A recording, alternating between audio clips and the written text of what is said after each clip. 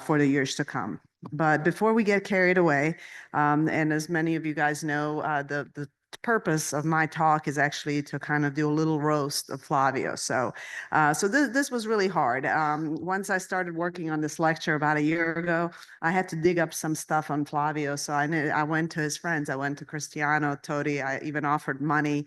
I tried to gather some information on Flavio. I bribed them, and they all said, yeah, we'll send you stuff. Don't worry. Nothing came.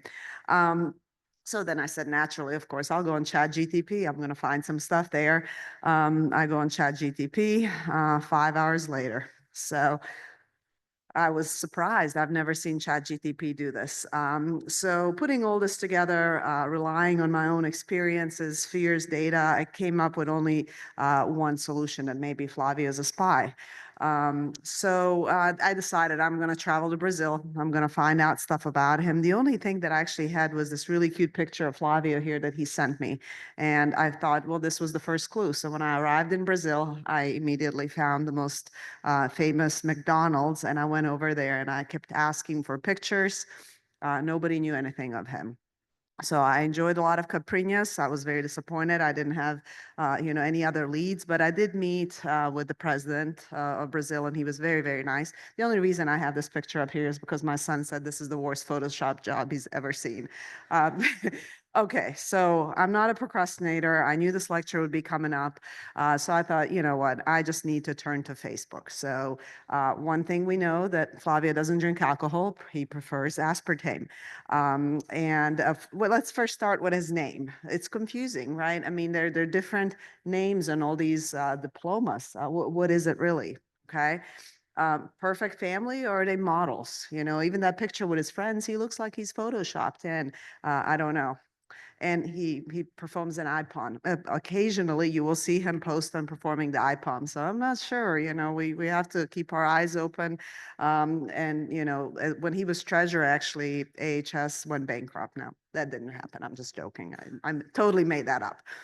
For all the people that work for companies, all of our industry, if you're not on this picture here, Flavio will meet you outside afterwards, and you can add on. Um, Football, he likes lots of different teams. It's kind of funny. Flavio, really, you can see he dresses very nicely. And one time I said, Flavio, what's the cologne you're wearing? You smell really good. And he said, I don't know. I'll have to ask my wife. So then he came back, and I think it was like Louis Vuitton or something like that. But we have a very fashionable president. You can see lots of different Rolexes or Mace. He just kind of throws that on. Now, this was not made up. We actually had a scandal, a phishing scheme by AHS, and actually for a few months we had to take down the officers' names. And this email came to me and said, Vedra, I'm currently out of office. He does travel a lot, so it's kind of a little bit believable. But you can see the email that it came from. It wasn't Flavio's email, and they wanted me to Venmo or transfer some money. The scammers don't know that we, as officers, don't really keep any money, but it was actually interesting because it came from Flavio's email. So November 10, if you look on Facebook, he's in 3 different countries. He's in, different, he even shows you his runs, which I don't know how he runs in all these different places. January 11, 3 different locations, giving meetings everywhere. We could go on and on. But friends and colleagues, it's been a true pleasure to work with Flavio. And on the last few years on the board, he's a natural leader. He's compassionate. He's considerate. He's a true gentleman. He is not afraid to speak his mind. He doesn't feel bad being the bad cop. I think we always joke that, like, I'm always like Flavio, and it's been wonderful. I can honestly say that I've learned a lot from you, Flavio, and I look for many, many more years of friendship. So without further ado, ladies and gentlemen, our president.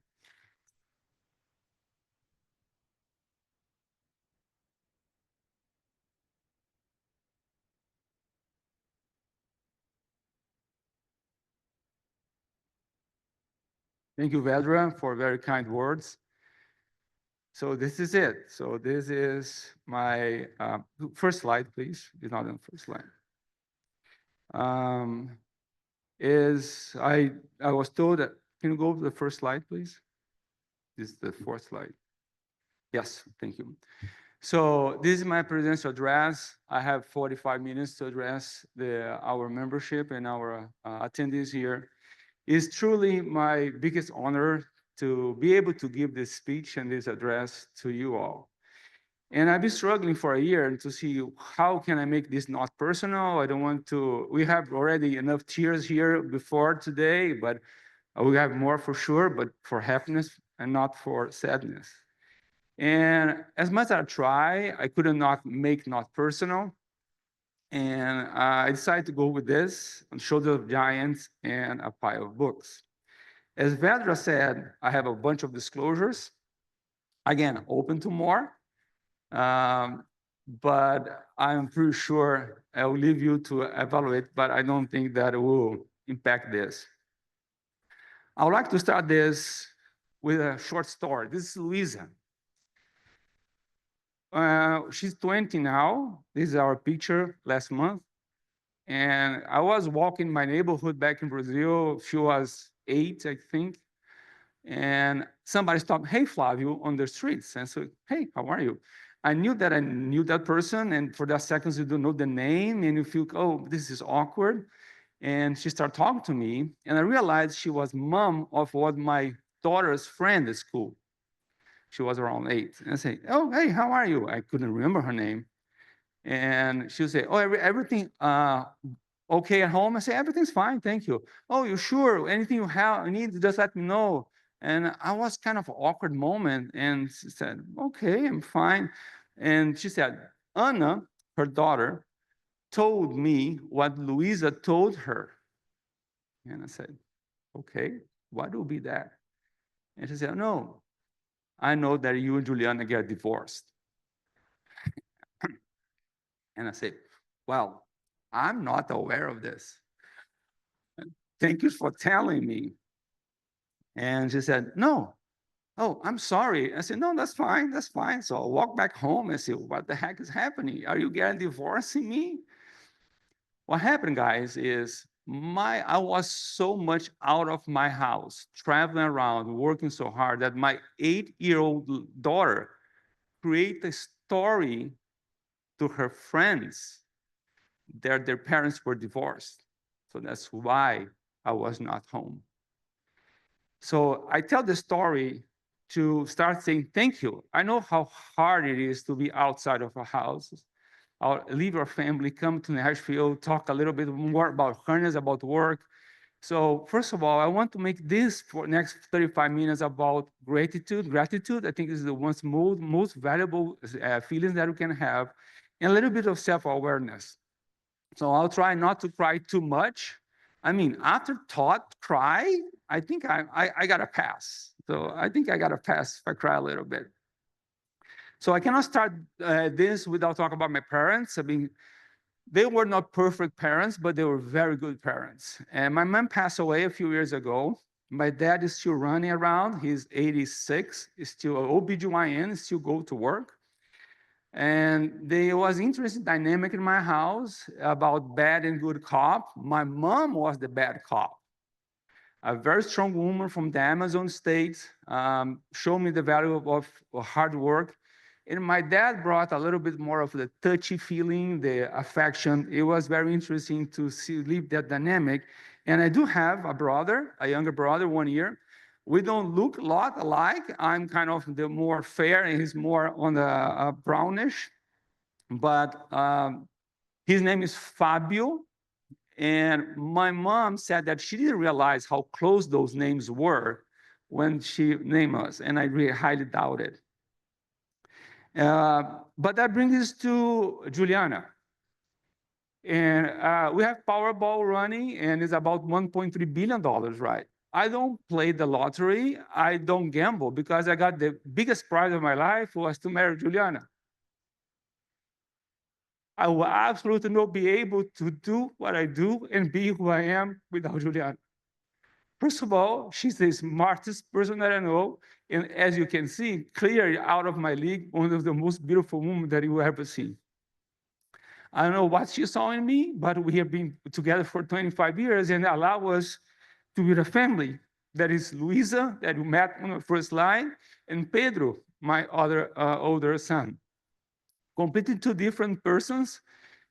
Pedro, the most dedicated and straightforward guy that you're going to meet, a little bit like myself, and Luisa, much more on affective and most caring person that you can meet. So if our mission on this earth is to leave the next generation good people, we accomplish. We got really two good kids to leave the world. But this was the hardest slide. So let's move forward. I said shoulder of giants and a pile of books. I don't read that much, but I like a good book. And this one I read 20 years ago, and I'm so sorry, there's no English version of it. It's The Value of Tomorrow. It's a book written by economists to discuss the value of interest and how to save money. But he opens the book by saying that unicellular organisms are immortal. I see, holy crap, I'm a physician. I never realized that unicellular, somebody is immortal in biology. And he said, yes, it is, because it's mitosis. If you divide yourself, half of what you just create is yourself. So if you give enough food for a bacteria, they will never die. The problem is when you go to meiosis, that we need to be more complex. And that caught my attention. And those quotes are Portuguese for sure, because there's no English translation for the book. But all the books about how you save now to get advantages in the future. But also, the future is built today. You need to have a balance of this.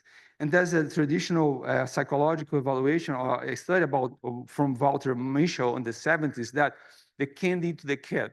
They give a candy or marshmallow to the kid and say, don't touch it. I'll go out, I'll be right back. If you don't touch it, I'll give 2 marshmallows. And they studied the kids, and they realized that up to 5, 6 years, no kid waited, just ran for the marshmallow. But once the age go up, some kids waited. And they followed those cohort of kids, and they realized they waited, they're more successful in life.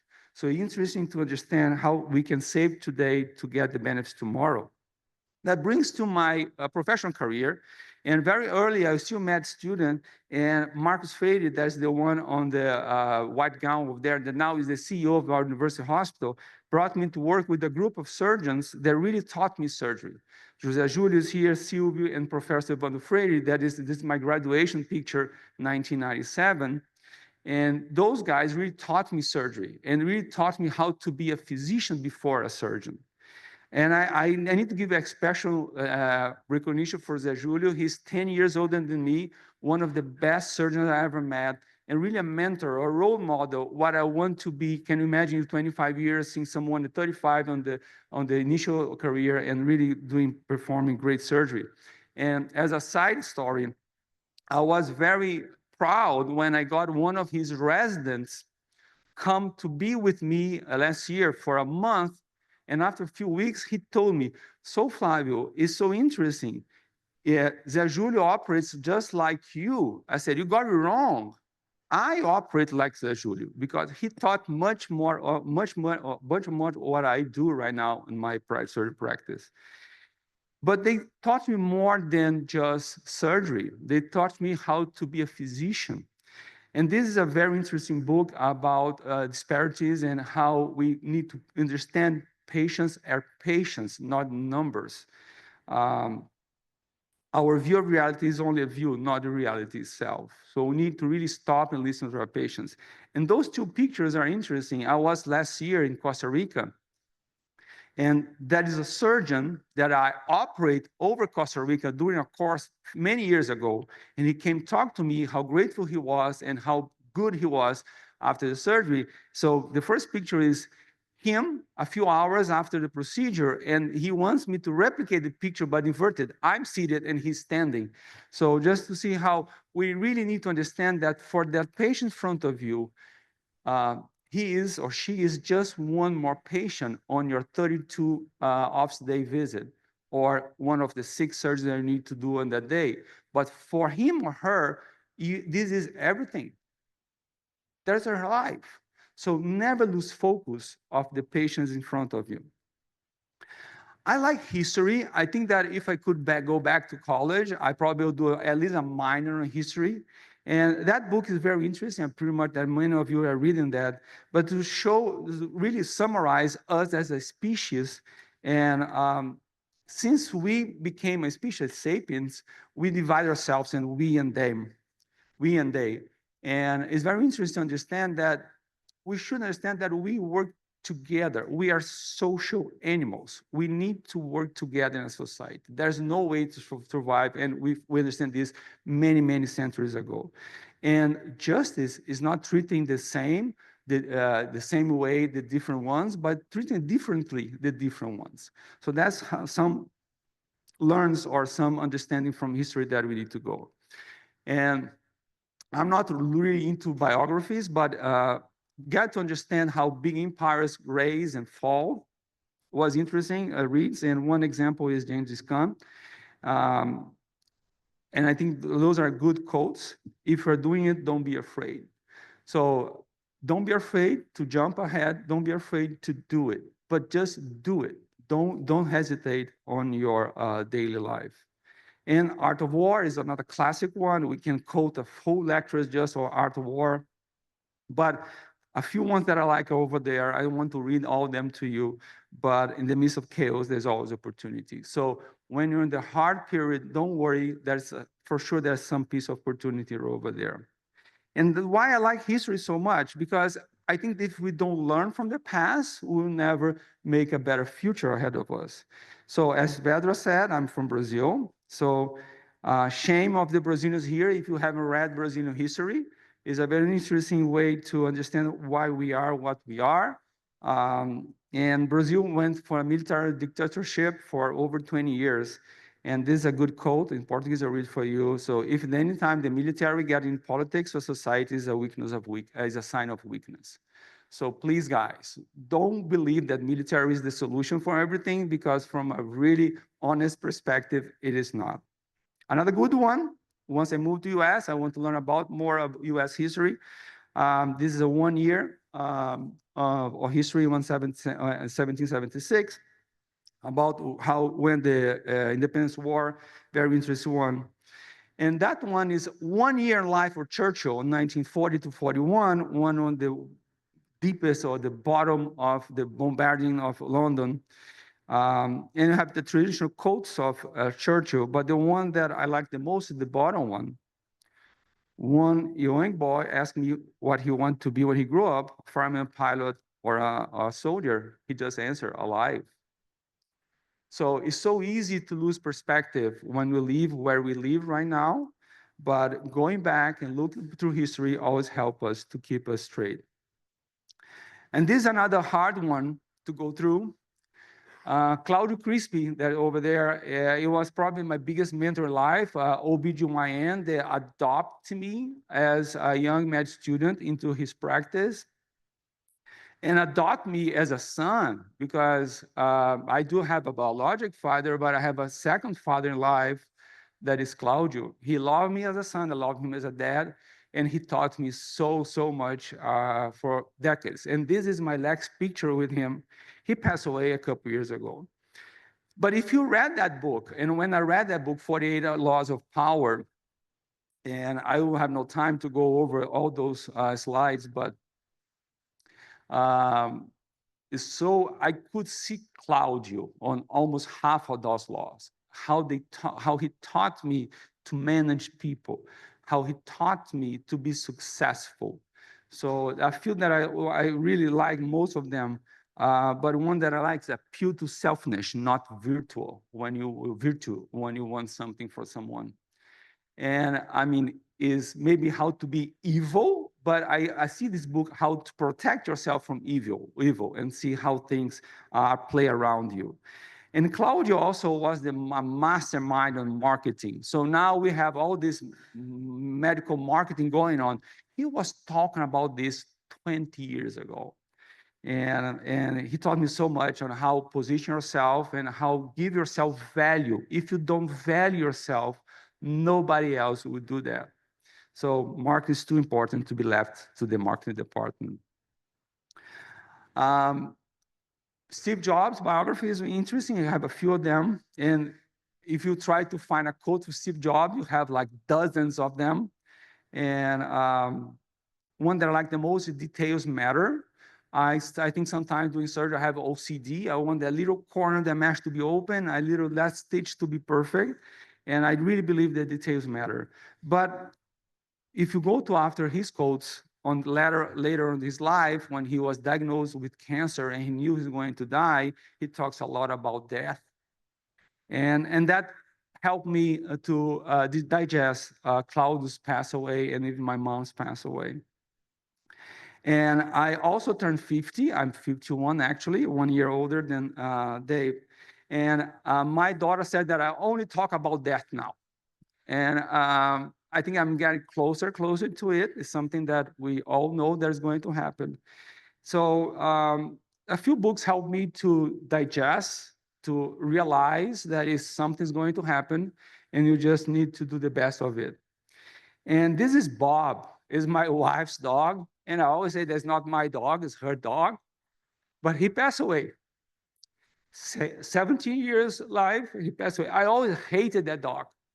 And I always say, this is your dog, Juliana. He's pooping my bed.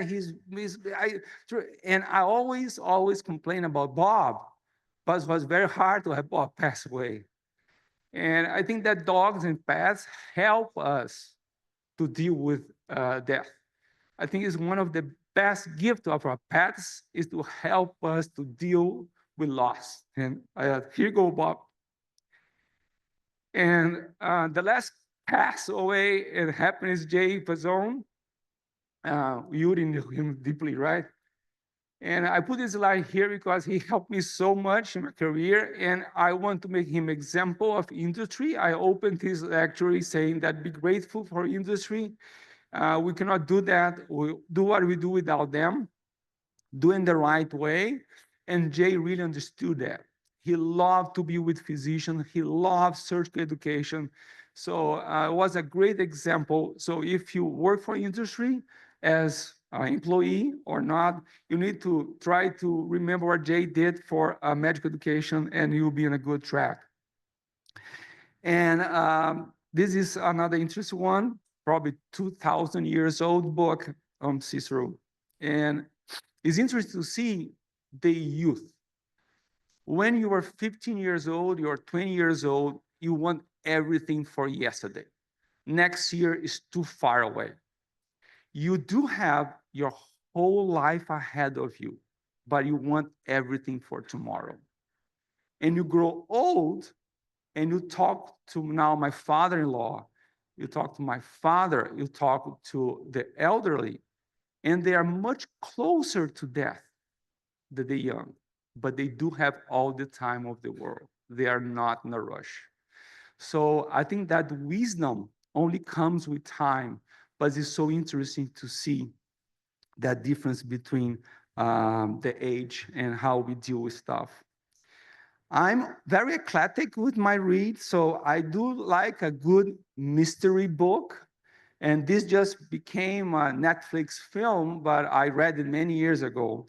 But I have a good quote. In life, you have to learn to count the good days. That's really what matters. And we are so powerful to forget bad memories and to keep the good ones. And this is a protective mechanism that we do have, and I think that really helps us to cope. But enough with bad or sad stories. Friendship. I think I have here Leandro and Klaus. I haven't seen Marcelo. I hope that he is here. But I give them as examples because I couldn't put enough pictures of my friends on slides. So I give these three names as examples. We really create a brotherhood around hernia and eyeball surgery for the last 15 years. And they made me better. They keep me straight. And here, a shout out for Leandro specifically, because that's the one that don't allow me not to be his friend. I'm a terrible friend. I don't call you. I don't know your birthday. I'm a terrible friend. And I ask my friends, don't give up on me. Please, it's just the way I am. Forgive me. And Leandro doesn't give up on me. He's the one that call me, make sure everything's fine. So thank you, Leandro. Thank you, my friends, for putting up with me and don't giving up on me. And also to push me to be better. I think that's another book from James Clear. It's interesting quotes, but I think that if you just want to improve a little bit every day, that compound, and it will be much better down the road. I like this one. Winners and losers have the same goals. Is the development of your goals that really matters and will push you apart. And a good experiment that he has and he comments on this book is about photography. That is Professor Jerry Walsman from University of Florida. Start of his class, he divided the class in two. One side, he asked 10 pictures by the end of the year, but please give me the best 10 pictures that you can take around from the next semester. And for the other half of the room, they say, don't worry about quality. I just want you to give me 100 pictures at the end of the semesters. At the end of the semester, the best pictures were from the 100 pictures group. Because as much the other group tried the best, doing over and over and over makes you better. So the 100 pictures group make the better pictures. And Malcolm Gladwell, I have a few books, and this one that I think the first one that I read, talking about the 10,000 hour rule, or the more I practice, the better I get, the luckier I get. So you need to do it repeatedly. You need to do it every day. You need to really give time, because as much as you do, you get better in your craft. Power of Habit is a really good one. Nobody talks a lot about this book. I really enjoyed this one. And willpower is not just a skill, it's a muscle. You need to step out every day and willingly will to be a better person or to improve on something that you do in your daily. But better than practice 10,000 hours, and that's something always bothered me, is, okay, I can do 500 TARs and say that I have a huge experience in doing TARs. But if I've done 500 times wrong way, I'm expert on doing on the wrong way. So it's not only by practice, it's something that this Erickson introduces, the deliberate practice. You need to have set up of goals and the right challenge to make you really the practice improving. And Flow is another good one. Not an easy read, I'll tell you. It's an old book, but I could relate to that book. Flow, state of flow is when you lose the track of time. You know that 5-hour case that just went as a blink. Why that happened? Because you're such a state that you think everything just flows, everything goes right. You know, when you're playing tennis and you get every single shot right, you are in a state of mind that they call flow, and there is a way that you can train yourself to be in that flow. I know that you have enough of Todd Hanford for the morning, but I couldn't at least give one slide because, as I said, we are standing on the shoulder of giants, and I think that we all here standing on his shoulder. That's when me and himself, we got our honorary certificate for Federation of Surgery in Europe about abdominal surgery. And that picture has 11 years old, I think it is what, Edinburgh. So you all saw the legacy of Todd, and he trained more than 55 fellows. I couldn't fit all of them in a slide. And if you out there, you don't recognize at least half of those guys on those pictures, you are definitely in the wrong place. Because there's a legacy of names that came after Todd. And you, as you saw before, you have the grand fellows or the grandkids that those fellows are training more fellows. And I took the time to count between Todd and his fellows, there are 9 presidents, past presidents, or presidents to be of American society. So that's not for chance. That is a legacy.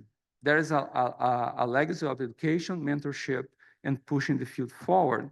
And I don't know if you remember this, but we were walking down Curitiba streets maybe 8 years ago, and your chairman has just changed. We are discussing the changes in your life, and you quote Jay-Z to me. It's not I'm a businessman. I'm a business, man.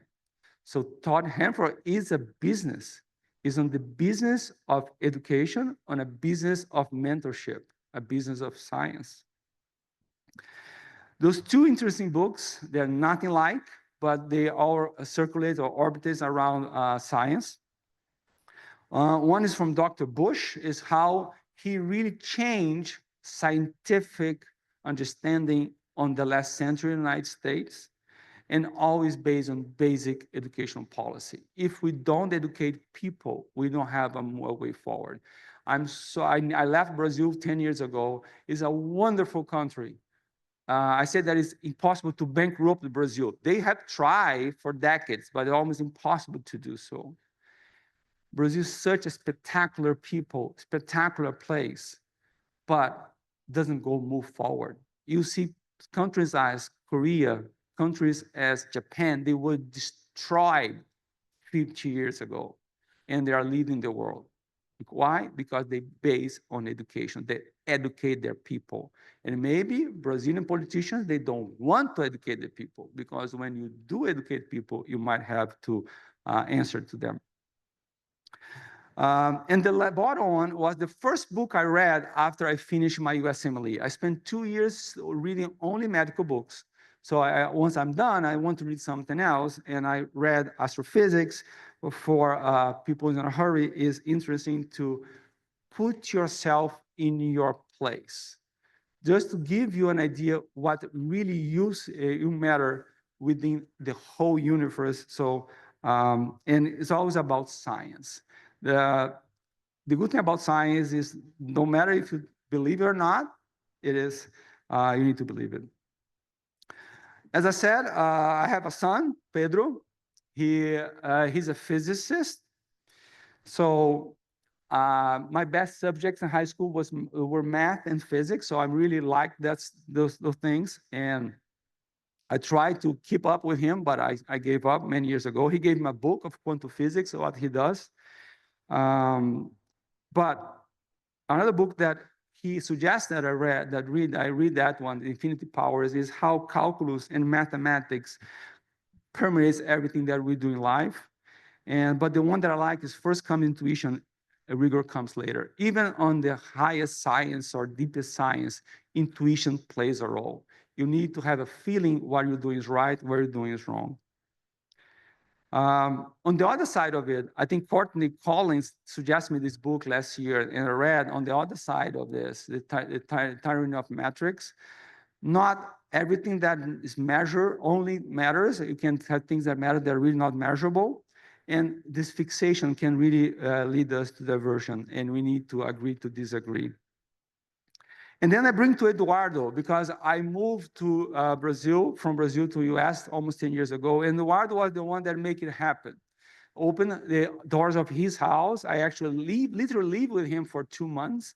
And he empowered me. He gave me a job, and he empowered me, and keep doing that for the last 9 or 10 years. So I will not be standing here without Eduardo. And also Camacho, Diego, he really gave me my first job back in New York to be back a surgeon in the United States. So it means a lot to me to have the picture with those two together, because those guys make me a US surgeon. So without them, I would not be able to do that. And without grit as well, I mean, this is a popular one, but I think it's a mandatory read for any surgeon. Enthusiasm is common, endurance is rare. As much talent counts, effort counts twice. So what you see when I post a video of a 7-minute beautiful TAR on Facebook is not what really happened. We struggled 4 hours to do the case. We got stressed out. We had bad results before. So getting the guts to go back to work and keep doing what you do is really what pays off to give you the best results. And again, I'm eclectic. I like sci-fi. So I read The Martian many years before it was a movie, and I could find a good quote of it is, what somebody would call failure, I would call a learning experience. So we just need that to keep pushing. And I could not end without thanking my partners. Paulo Reis was my biggest partner back in Brazil. He was the one covering my travel, taking care of my case or my patients, make sure that everything was fine. Prashant Shiramujo in Montefiore, the best partner I could ever ask for, one of the calmest person that I met always be there for my patients and keep my practice going. Halpern in New York, in NYU Long Island, that helped me to build a program for 3 years at NYU, and Xavier Pereira, that I was privileged to train as a resident, to train as a fellow, and then have him as my junior partner once I hire him, and really staying on his shoulder allowed me to be what I am, all them. So tell me sometimes the hard truth. They need to tell me when I'm wrong and what I need to change. And that also brings me to the team. We're not only physicians when we work. This picture with Ann Finger, David, my PAs that back in NYU, Maureen back, my NP in NYU. I don't have a picture from Northwell, I just started there, in the surgical team, because we only are able to do what we do because we have a herd of people around us to empower us to do. And as we all say, the chain is as strong as the weakest link. If you don't have a good team around you, you'll never be successful. Something that we can forget is implicit bias, is another book of Gladwell. We all have our bias. There's no way that we can live in an unbiased world, but we just need to recognize our bias. And then we have a path moving forward. The residents and trainees that came our life, sometimes they drive you a little bit crazy, but they make you better. They allowed you to succeed on education, succeed in patient care, and publications as well. I can see Diego is here. If you search my publications, I will not be able to publish what I have published without Diego help me and really being this machine behind the research papers that we work daily. We heard that we were in Prague a year ago, and I decided to read Kafka once I was in Prague, and it made me a better, because to be calm, you need to be calm to deal with your residents. You need to be calm to really deal with your fellows. They're really there to help you and move forward. Another resident of myself, Claudia Joaquin, that worked with Claudio, you can see that she learned marketing from Claudio as well, because you search her name, you have all these beautiful pictures going around. Became a friend. I trained her for 2 residency and really helped me back there. So I rely on her for much what I do. And another 2 residents that became my partners as well, Jeff Liebman and Farid Chima back in NYU, and great surgeons, great people. So we keep relying on those. Teaching is not easy, as you all know, but for me, the hardest part is to teach people to understand what they don't know. Not knowing what you don't know is really bad, and it's really hard to get this right. Range is another good one, is how not to super specialize very fast, and what we learn in practice. That's why residency is mandatory. Is the only way that you can create a surgeon is by practice training. My chiefs, those gentlemen that allowed me to be successful in my job, Professor Antonio Carlos in Brazil, where I brought me back to the University Hospital and give me space to create a practice around hernia. Scott Melvin from Montefiore and Paresh Shah from NYU, that really empowered me. Melvin to give me a job as a surgeon at States, and Shah to poach me and allow me to create an abdominal wall dedicated program.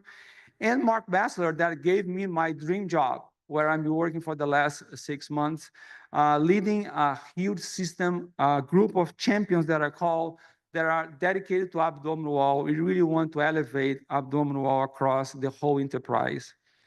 Societies, we are not what we are fulfilled before our patients if we not learn together. So being enrolled in a society is mandatory, as we are here.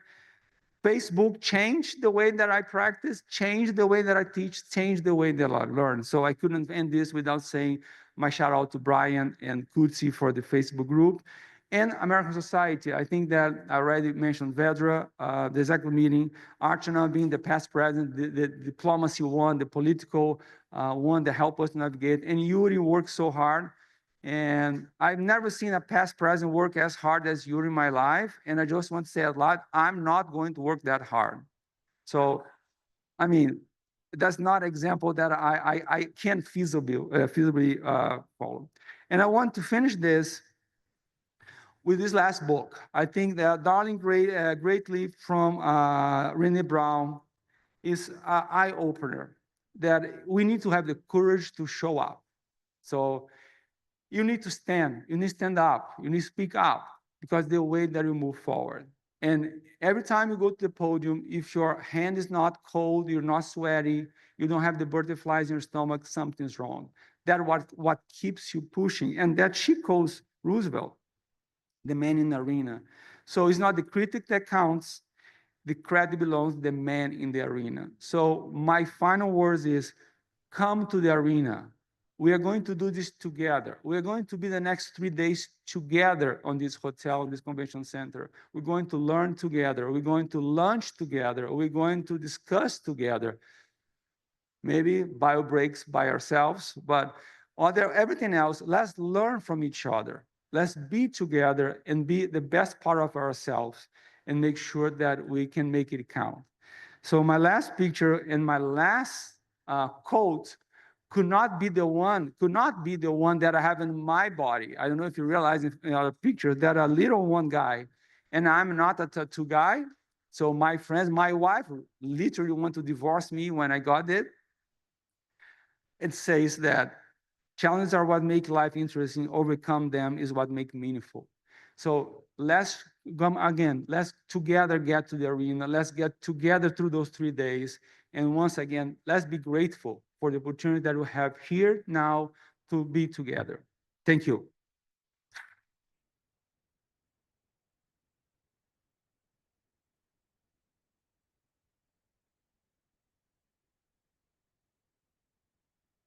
I can get myself.